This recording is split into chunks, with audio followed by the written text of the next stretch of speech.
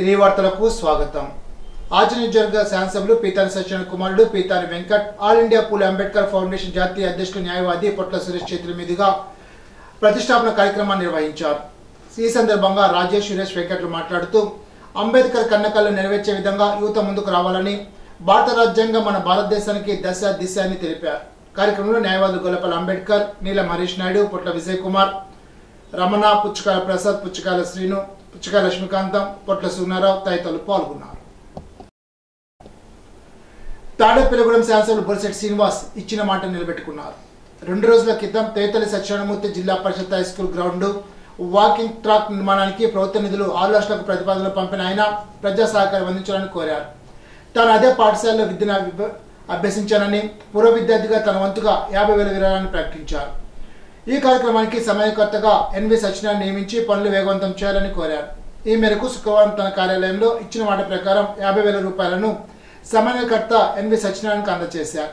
పూర్వ విద్యార్థులందరితో పాటు ప్రజా సహకారం అందిస్తే పనులు మరింత శాశ్వతంగా జరిగే అవకాశం ఉందని, దాతలు స్పందించి సహకారం అందించాలని కోరారు. మన ఊరు మన స్కూల్ పేరుతో జరిగే ఈ కార్యక్రమం నియోజకవర్గానికే కాకుండా రాష్ట్రానికి ఆదర్శంగా నిలవాలని ఆకాంక్షించారు. ఉండి మండలంలో 2023 ఏప్రిల్ 1 నుంచి 2024 మార్చి 31 తేదీ వరకు జరిగిన ఉపాధి పనులపై ప్రజావేదిక కార్యక్రమం జరిగిందని డ్రామా పీడీఎం ప్రభాకర్ రావు తెలిపారు. మండల పరిషత్ కార్యాలయ ఆవరణలో శనివారం మండల ప్రజావేదిక కార్యక్రమాన్ని నిర్వహించారు. పీడీ ప్రభాకర్ రావు మాట్లాడుతూ మండలంలో జరిగిన సామాజిక తనిఖీల్లో కొన్ని చోట్ల మొక్కలు ప్రతిపాదించిన ప్రాంతంలో కాకుండా అదే గ్రామంలో వేరే చోట నాటినట్లు క్షేత్రస్థాయి పరిశీలనలో గుర్తించారని అన్నారు. ఉపాధి నిధుల వినియోగంలో ఎటువంటి అవకతవకలు జరగలేదని తెలిపారు. గ్రామాల వారీగా జరిగిన పనులపై చర్చించి ఎక్కడైనా లోపాలు ఉంటే వాటిపై నామమాత్రపు స్థాయిలో అపరాధాలు విధించామని తెలిపారు. జిల్లా విజిలెన్స్ అధికారి విజయలక్ష్మి, ఎంపీడీఓఎస్ రవీంద్ర, ఇతర సిబ్బంది పాల్గొన్నారు. విడత ఉపాధి హామీ తనిఖీకి సంబంధించి 2023-24 సంబంధించిన ఫైనాన్స్ ఇయర్లు ఏవైతే వర్కులు టేకప్ చేశారో వాటి మీద సామాజిక తనిఖీ వారు సామాజిక తనిఖీ మండల వ్యాప్తంగా నిర్వహణ చేయడం జరిగింది. నిర్వహణ చేసి వారు ఏవైతే ఇష్యూస్ వాటిల్లో ఈ పథకం అమలులో ఏవైతే ఇష్యూస్ ఉన్నాయో వాటిని అన్నీ కూడా ఐడెంటిఫై చేసి మరి చేసే పనులన్నీ కూడా యాజ్ పర్ యాక్ట్ జరుగుతున్నాయా లేదా, వాటిలో ఏమైనా గ్యాప్స్ ఉన్నాయా, లేకపోతే ఇతరత్ర ఏమన్నా ఫాల్స్ ఇంట్రెస్ట్ చేసే పనులు ఏమన్నా టేకప్ చేస్తున్నారా అన్న ఉద్దేశంతో మరి సామాజిక తనిఖీ అనేది యాజ్ పర్ యాక్ట్ జరిగి తీరాలి. కాబట్టి ఆ లోటుపాట్లను గుర్తించి వాటిని సవరించాల్సిన అవసరం ఉంది. కాబట్టి ఆ మేరకు వారు తనిఖీ చేసి నివేదికని ఈరోజు ఈ ఓపెన్ ఫోరంలో ప్రజెంట్ చేయడం జరుగుతుంది. వాటిని మేమంతా కూడా సమగ్రంగా పరిశీలన చేసి చేసే పనులన్నీ కూడా చట్ట ప్రకారంగా రూలు ప్రకారంగా జరుగుతున్నాయా లేదా, ఒకవేళ జరగకపోయినట్లయితే దానికి బాధ్యులు ఎవరు, సో అవి ఏ స్థాయిలో జరుగుతూ ఉన్నాయి మిస్టేక్స్, వాటిని గుర్తించి వాటిని కంట్రోల్ చేయడం కోసం, వాటిని రెక్టిఫై చేయడం కోసం ఈ ఓపెన్ ఫోరంలో ఈ యాక్టివిటీని మేము టేకప్ చేయడం జరిగింది. సో వీటిని ప్రతి విలేజ్ కూడా ఇక్కడ వాళ్ళ యొక్క నివేదిక ప్రజెంట్ చేస్తారు. వాటిని పరిశీలన చేసి దాని తాలూకా రిమార్క్స్ రాసి సో వీటిల్లో ఎవరైతే బాధ్యులు ఉంటారో వాటి మీద ఒకవేళ ఇబ్బందులు ఉంటే చర్యలు తీసుకోవడం జరుగుతుంది. ఏమైనా చిన్న చిన్న లోటుపాట్లు ఉంటే వాటి మీద వాళ్ళకి ఫైన్ ఇంపోజ్ చేసి అది కూడా రికవరీ చేయడం జరుగుతుందని చెప్పేసి ఈ సందర్భంగా మీకు తెలియజేసుకుంటూ ఉన్నాను. ఈ ఆస్పెక్ట్లో ఈ కార్యక్రమాన్ని మొత్తం 19 GPsలో today itself it has to be complete చేస్తాము. చేసి నివేదికను ప్రభుత్వానికి కలెక్టర్ గారి ద్వారా పంపించడం జరుగుతుంది. That is the main intention of the today's social ఈ ఫోరం యొక్క ఇంటెన్షన్. ఓకే అండి. ఉండి మండలం అత్తమూరులోని సిబిసిఎంసి నిర్వహణలో పాఠశాల భవనంపై తాత్కాలికంగా ఏర్పాటు చేసిన రేకు కూలిన సంఘటన శనివారం ఉదయం చోటు చేసుకుంది. ఆ సమయంలో విద్యార్థులు ఎవరికి గాయాలు కాకపోవడంతో ఉపాధ్యాయులు విద్యార్థులు ఊపిరి పీల్చుకున్నారు. గ్రామంలో పాఠశాలకు 20 సెంట్ల స్థలాన్ని కేటాయించి మండల పరిషత్ తీర్మానాన్ని ఆమోదించిన గత ప్రభుత్వం కొత్త పాఠశాల భవనాన్ని మంజూరు చేయలేదని ఆ గ్రామ ఎంపీటీసీ సభ్యుడు డి రామలింగేశ్వరరావు, సర్పంచ్ గొనబైన వీర్రాజు వాపోయారు. గత ప్రభుత్వం నాడు నేడు ఫేజ్ 1, ఫేజ్ 2 పేర్లతో పాఠశాల అభివృద్ధి చేస్తున్నామని గొప్పలు చెప్పుకోవడం మినహా సుమారు 60 మంది విద్యార్థులున్న తమ గ్రామానికి శాశ్వత పాఠశాల మంజూరు చేయలేదని ఆవేదన వ్యక్తం చేశారు. ఈ అంశాన్ని ఎమ్మెల్యే రఘురామకృష్ణరావు దృష్టికి తీసుకువెళ్లి త్వరలో పాఠశాలకు అవసరమైన భవనాన్ని మంజూరు చేయాలని విజ్ఞప్తి చేస్తామని అన్నారు. ఎంఈఓ జ్యోతి, ఎంఈఓ2 వినాయకుడు, గ్రామ సర్పంచ్ వీర్రాజు, ఎంపీటీసీ సభ్యుడు రామలింగేశ్వరరావు తదితరులు పాఠశాల ప్రాంతాన్ని పరిశీలించారు.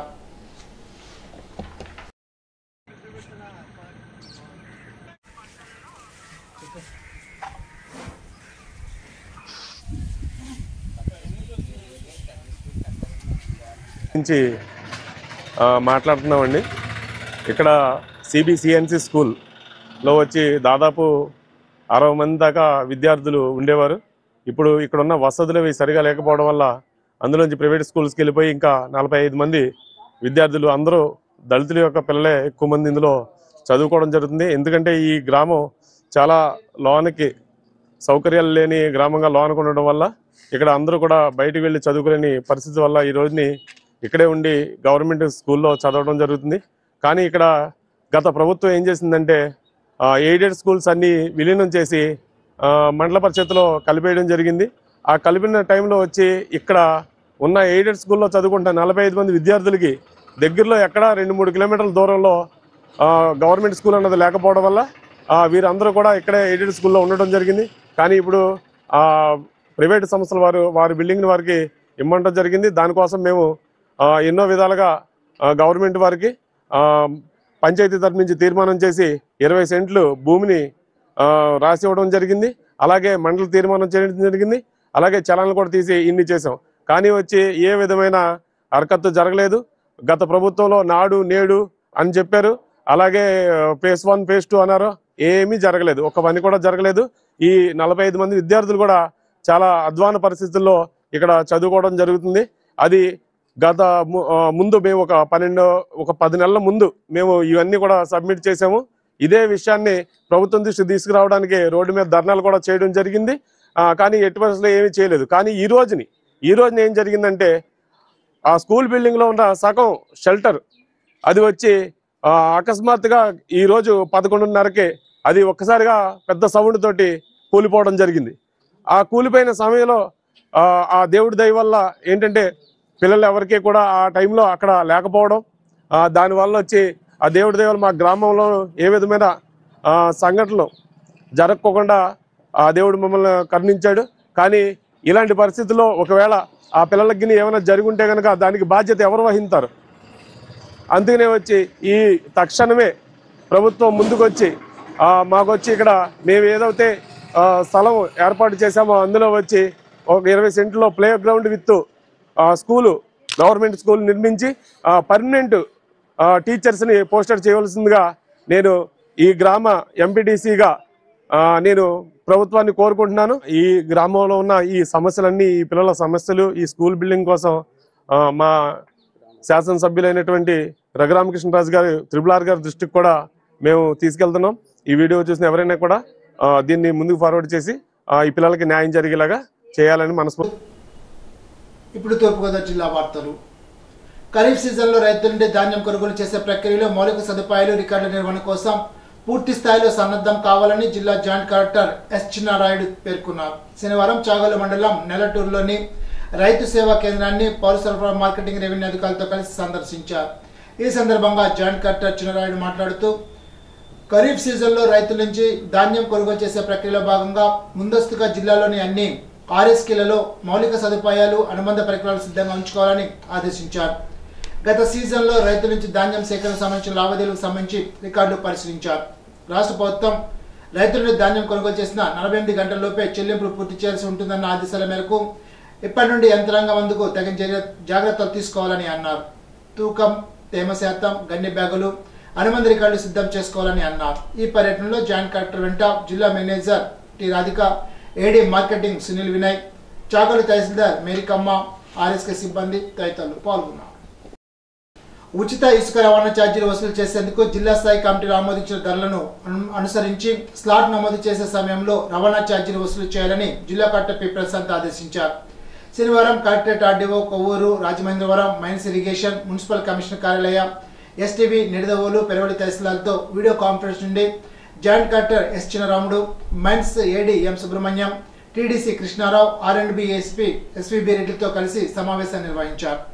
ఈ సందర్భంగా కలెక్టర్ పి ప్రశాంత్ మాట్లాడుతూ ఇసుక రవాణా చేసే విధానంలో అధిక ఛార్జీల వసూలు నియంత్రించే క్రమంలో జిల్లాలో ఇసుక రవాణా చేసే వాహనాలను గుర్తించి ధృవీకరణాలు చేసే అధికారం జిల్లా రవాణా అధికారులేదని అన్నారు. వారి ద్వారా రిజిస్ట్రేషన్ చేసుకున్న వాహనాలు కనుగొనడం జరుగుతుందని, ఇప్పటి వరకు 134 లారీలకు జిల్లాలో వాటి వివరాలు నమోదు చేసినట్లు తెలిపారు. ఈ విధంగా రిజిస్ట్రేషన్ చేయించుకున్న వాటి జాబితాను ఆయా ఇసుక రీచ్ల వద్ద, బుకింగ్ పాయింట్ వద్ద అందుబాటులో ఉంచున్నట్లు, అదేవిధంగా ఆయా వాహనాల నుంచి వసూలు చేయాల్సిన రవాణా ఛార్జీని కూడా నిర్దేశించిన ధరల పట్టిక ఇవ్వడం జరిగిందని అన్నారు. రిజిస్ట్రేషన్ చేయించుకున్న వాహనాల వివరాలతో కూడిన ప్రొసీడింగ్స్ ఇవ్వాలని అధికారులను ఆదేశించారు. ఆంధ్రప్రదేశ్ ఎయిడ్స్ కంట్రోల్ సొసైటీ ఆదేశాల మేరకు మార్గదర్శకాలతో జిల్లాలో యువత హెచ్ఐవి ఎయిడ్స్ వ్యాధిపై అవగాహన కల్పించేందుకు జిల్లా ఎయిడ్స్ నివారణ నియంత్రణ సంస్థ ఆధ్వర్యంలో యూత్ ఫెస్టివల్ కార్యక్రమాన్ని ఆగస్టు 29 నిర్వహించడం జరుగుతోందని తూర్పుగోదావరి జిల్లా రెప్రసీ ఎయిడ్స్ టీబీ అధికారి డాక్టర్ ఎన్ వసుంధర శనివారం ఒక ప్రకటనలో తెలిపారు. ఆగస్టు 29 నిర్వహించే యూత్ ఫెస్టివల్ కార్యక్రమంలో భాగంగా డిగ్రీ చదువుతున్న విద్యార్థులకు ట్రాన్స్జెండర్స్ తో ఆగస్టు 29న 5K రన్ నిర్వహిస్తున్నామని తెలిపారు.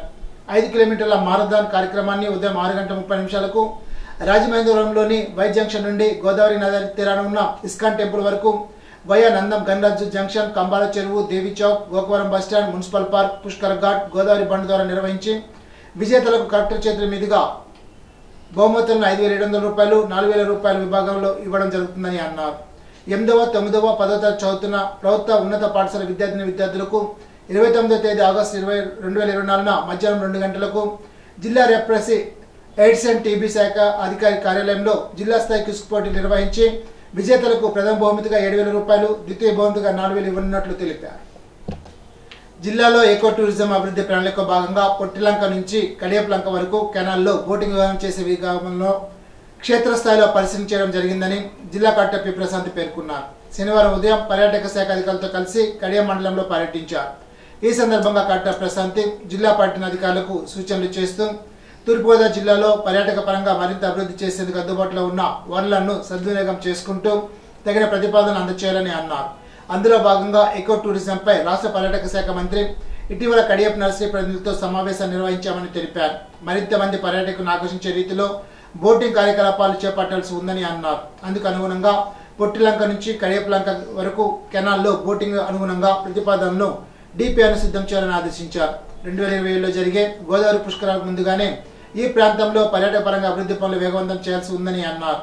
పబ్లిక్ ప్రైవేట్ భాగస్వామ్యంతో ప్రతిపాదన సిద్ధం చేయాలని అన్నారు.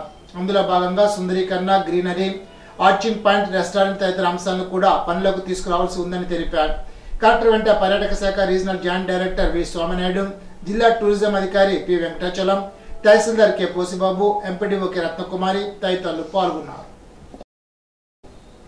పర్యావరణ పరిశుభ్రత, కాలుష్యరహిత సమాజం కొరకు ప్రతి ఒక్కరు తమ వంతు బాధ్యతతో చెత్త నియంత్రణ దిశగా కృషి చేయాలని జిల్లా ప్రధాన న్యాయమూర్తి గంధం సునీత పేర్కొన్నారు. శనివారం శ్రీ వెంకటేశ్వర ఆనంద్ కళా కేంద్రంలో జిల్లా న్యాయ సౌకర్య సంస్థ, నగరపాలక సంస్థ సంయుక్త ఆధ్వర్యంలో నిర్వహించిన ఘన వ్యర్థాల నిర్వహణ, ఆర్థిక వ్యవస్థ పట్ల సుస్థిర మరియు వనరుల సామర్థ్యంపై అవగాహన కార్యక్రమాన్ని ముఖ్య అతిథిగా జిల్లా ప్రధాన న్యాయమూర్తి గంధం సునీత పాల్గొన్నారు.